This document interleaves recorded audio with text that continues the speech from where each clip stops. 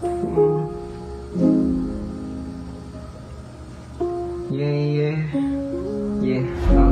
ko lang yung nangyari sa amin ni Paolo kagabi. Sinumpa kami men, hindi namin inaasahan. Kaya ito, gumawa ako ng kanta. Ako na to si Renzo, ba't di mo i-heartback? Mga hinday sa amin ay aming hina-hardback. Kaya lahat sila sa akin baby tripan, puro cute yung trip, kaya minor na tipuan.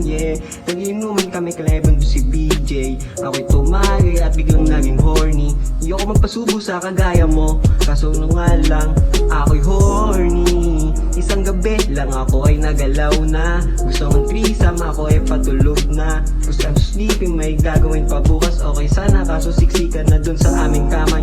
Hirap na gumalaw kasi siksikan, pinipilit na kasi lang niyang taga-probinsya. Dinadamay pa niya yung kasama ko kanina. Para lang yumakap sa akin. Do you mind if I slip on your side? Pwede ko bang hubarin yung iyong pants? I said, wag, kasi alam ko nakatutok yung CP at naka-video. Please, ayoko na, di mo ako machuchupa kasi gising kasama ko. Tangina mo, and I just wanna fuck you.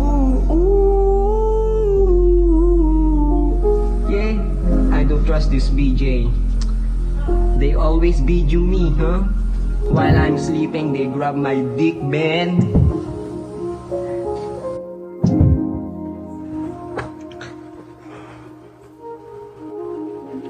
Lumuwas ako Manila kasi galing ng probinsya.